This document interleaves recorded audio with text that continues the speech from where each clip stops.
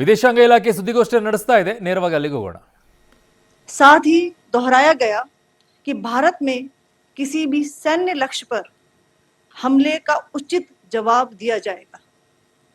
7 से 8 मई 2025 की रात को पाकिस्तान ने उत्तरी और पश्चिमी भारत में स्थित कई सैन्य ठिकानों को जैसे कि अवंतीपुरा, श्रीनगर, जम्मू, पठानकोट, अमृतसर, कपूरथला, जालंधर, लुधियाना, आदमपुर, भटिंडा, चंडीगढ़, नाल, फलौदी, उत्तरलाई और भुज पर ड्रोन और मिसाइलों से हमला करने का प्रयास किया. इन हमलों को इंटीग्रेटेड काउंटर यूएस ग्रिड और वायु रक्षा प्रणालियों द्वारा निष्क्रिय कर दिया गया.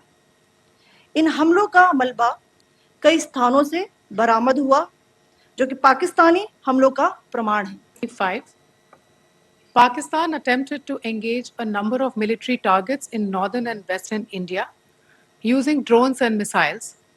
These places included Avantipura, Srinagar, Jammu, Pathankot, Amritsar, Kapurthala, Nal, Jalandhar, Ludhiana, Adampur, Bhatinda, Chandigarh, Falodi, Uttarlai, and Bhuj. These were neutralized by the integrated counter unmanned aerial system and other air defense systems. The debris of these attacks is now being recovered from a number of locations that prove the Pakistani attacks. आज सुबह भारतीय सशस्त्र बलों ने पाकिस्तान के कई स्थानों पर वायु रक्षा रडार और प्रणालियों को निशाना बनाया.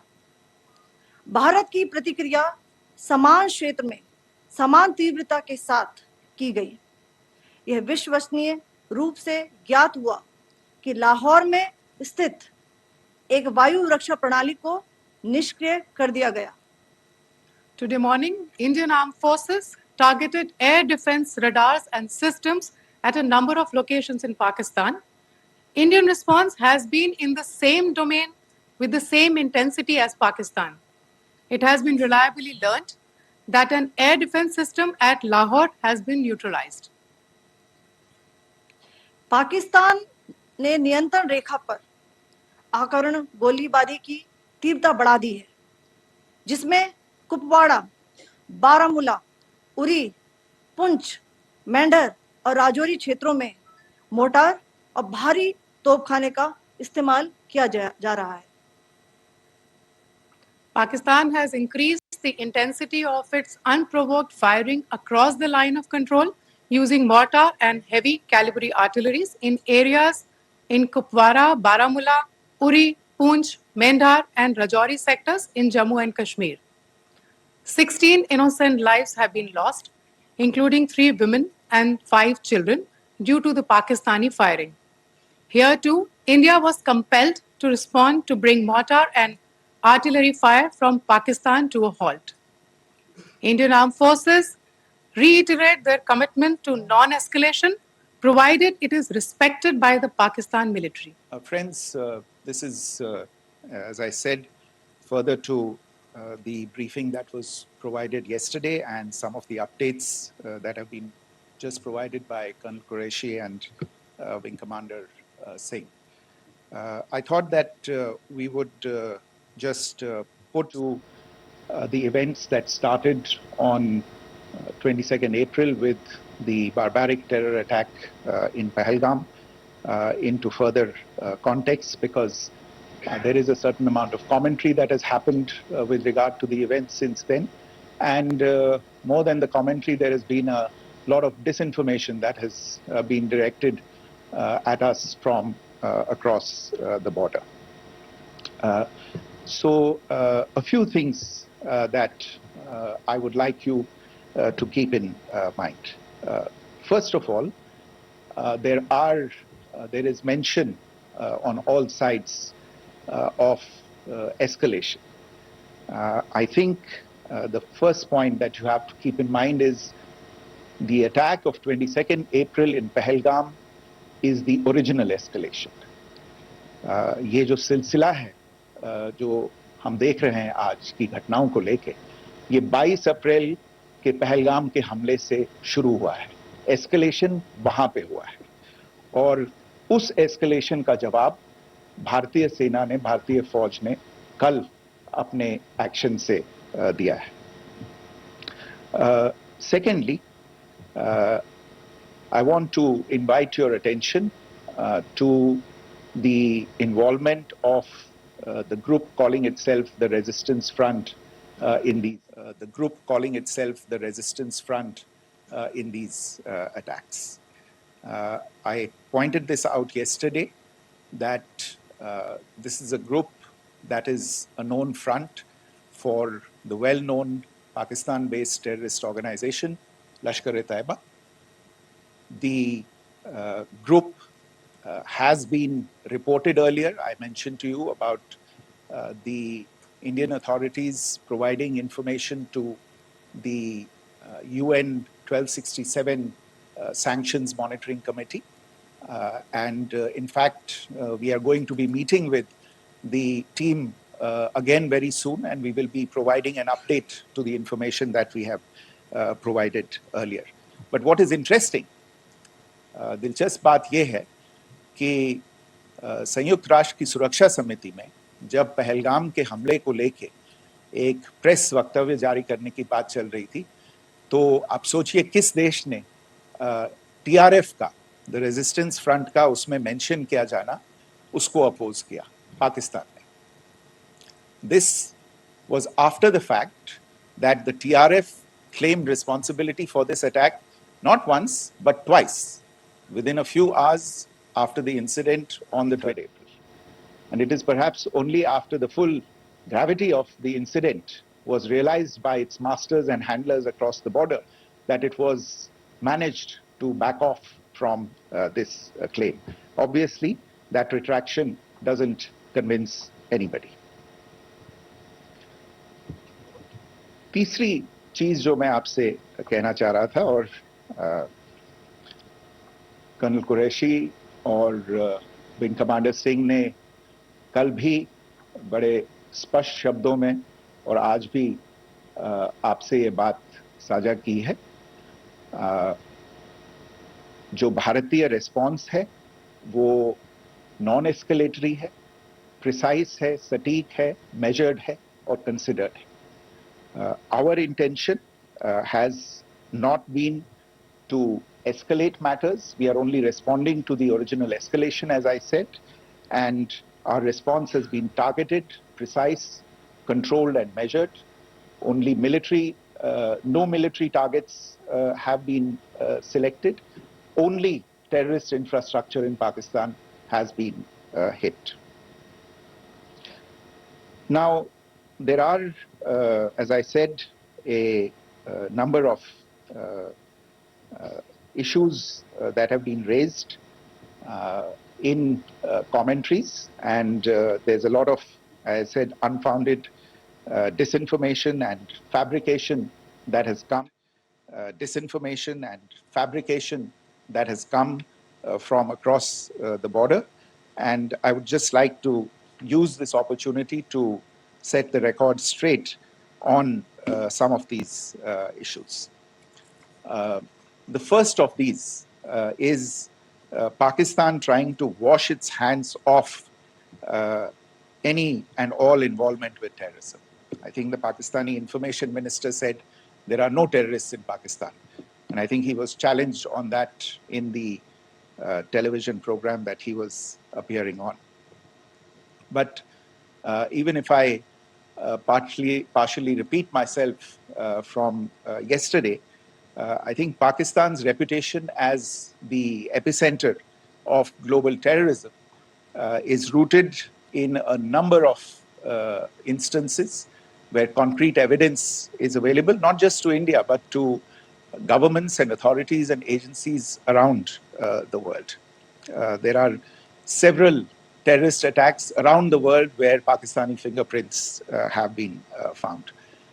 I don't need to belabor the point with regard to this audience about where Osama bin Laden was found and who called him a martyr. Pakistan has also for decades pursued cross-border terrorism into India with impunity. And as I said yesterday also, in order to deliberately mislead the international community, they claimed that the terrorist Sajid Mir was dead. They came under pressure, and Sajid Mir was then brought back to life, arrested, and is now apparently in Pakistani custody. Pakistan is also home to a very large number of UN proscribed as well as UN proscribed terrorists, as well as terrorists proscribed by a number of other governments in the world, including, of course, the Lashkar-e-Taiba and the Jaish-e-Mohammed, as well as their leaders, Masood Azhar and Hafiz Mohammed Saeed. आपने देखा होगा हाल ही में पिछले ही कुछ दिनों में पाकिस्तान के रक्षा मंत्री और उनके पूर्व विदेश मंत्री दोनों ने इस बात को माना है कि पाकिस्तान का ऐसे ग्रुप्स के साथ जो रिश्ता है वो क्या रहा है. Both the defense minister and the former foreign minister of Pakistan, I think they've done a more eloquent job of this than I could ever do in terms of describing their country's implication in international terrorism and their involvement in housing these kinds of groups.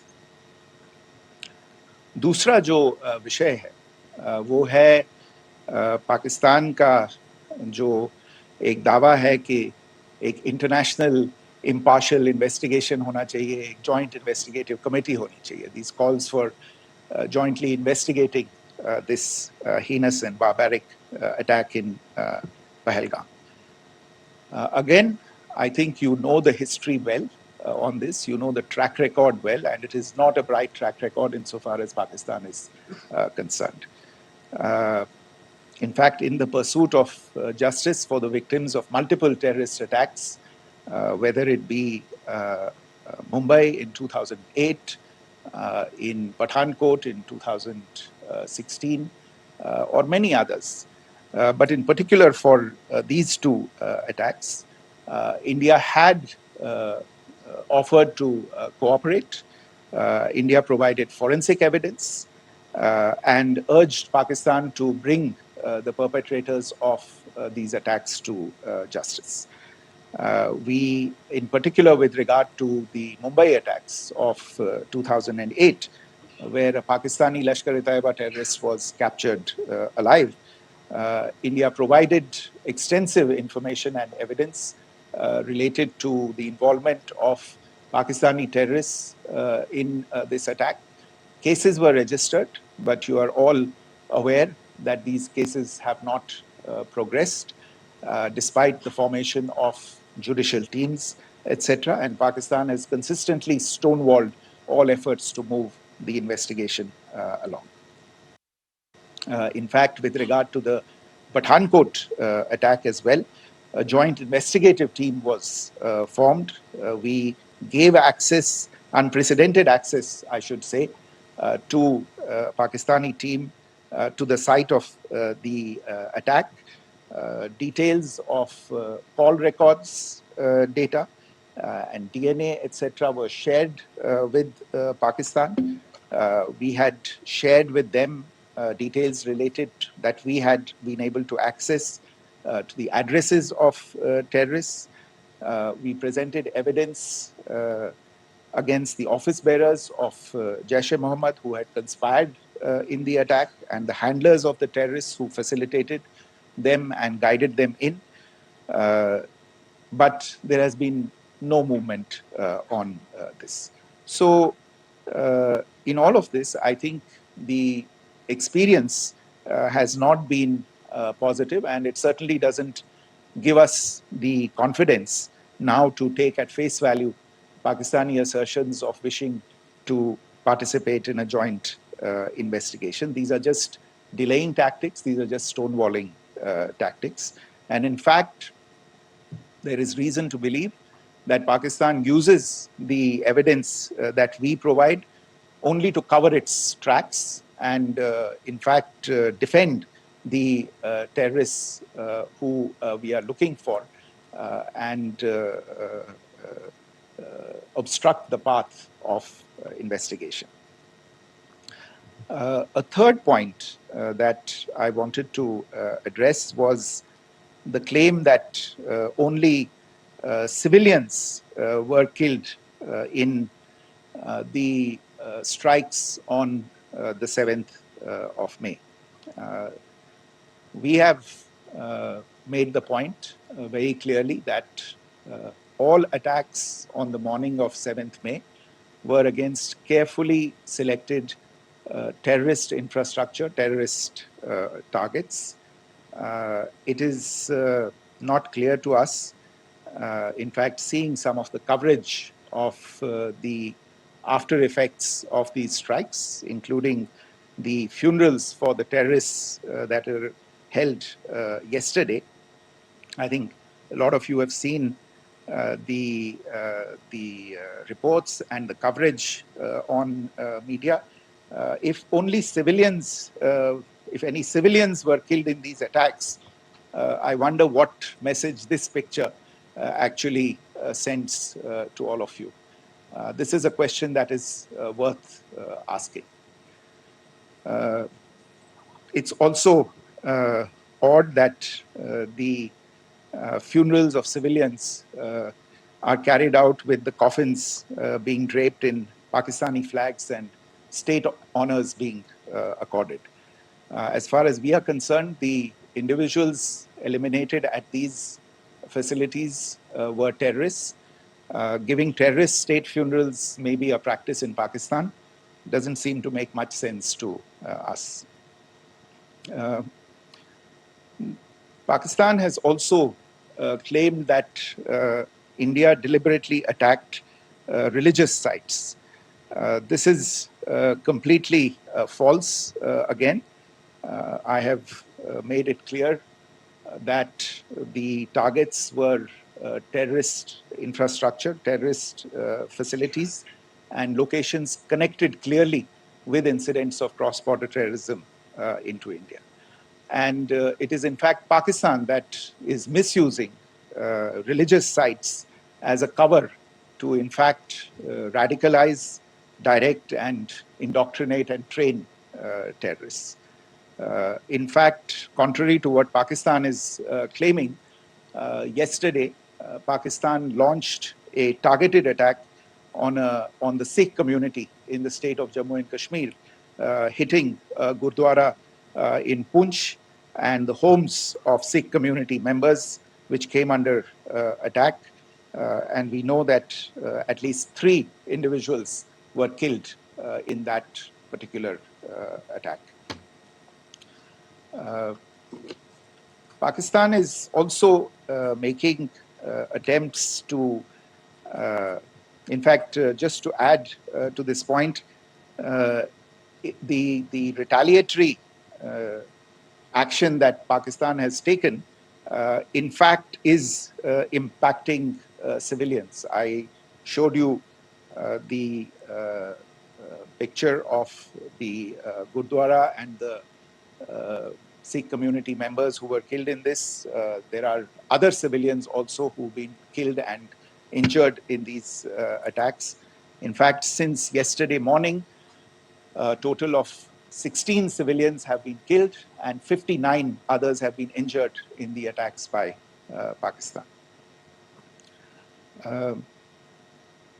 Not only this, Pakistan is also making attempts as part of its disinformation campaign to paint our action with regard to cross-border terrorism through the communal angle.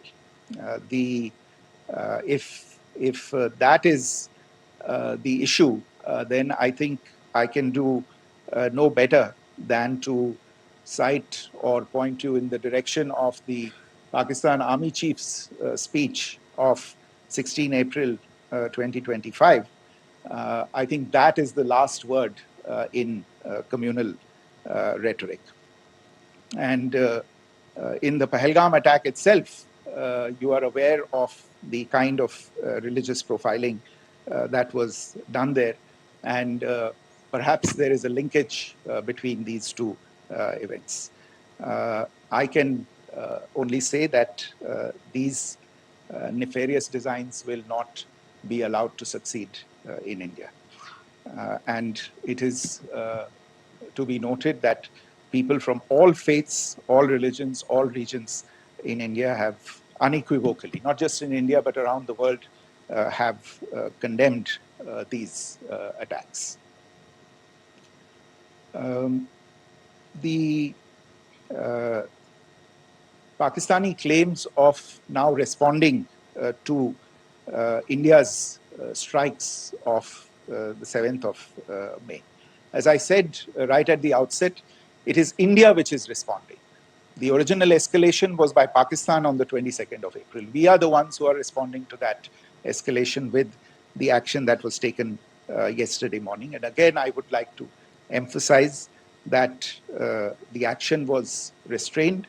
It was directed towards non-civilian, non-military targets and confined to terrorist camps. And again, as we have been saying since yesterday, any further action by Pakistan, some of which we are seeing today, is nothing but escalation by Pakistan now, once again, and will be responded to and is being responded to appropriately. One point that I wanted to also address was the allegations to the targeting of a dam, the Neelam Jhelum project in Pakistan-occupied Kashmir. I want to say that this is an absolute and complete fabrication and a blatant lie. India has targeted only and only terrorist infrastructure, and the details of that terrorist infrastructure, together with the locations, were shared with you yesterday by Colonel Qureshi and Wing Commander Singh. I should note that if this kind of a claim is a pretext for targeting Indian infrastructure of a similar nature, Pakistan will be entirely responsible for the consequences that will undoubtedly follow. Finally, I want to address the some issues that have been raised related to the Indus Waters Treaty and the disinformation that has been raised in regard to that as well. The fact is that there have been fundamental changes in the circumstances in which the Indus Waters Treaty was concluded, and they call for a reassessment of the obligations under the treaty. Over the last year and a half to 2 years, India has been in communication with the government of Pakistan. We've sent several notices to them requesting for negotiations to discuss modification of the treaty.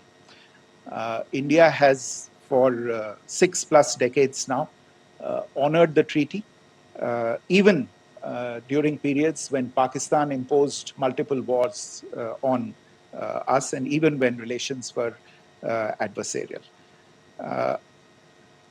Pakistan is the one that has been acting in violation of the treaty, deliberately creating legal roadblocks in India exercising its legitimate rights on the Western rivers.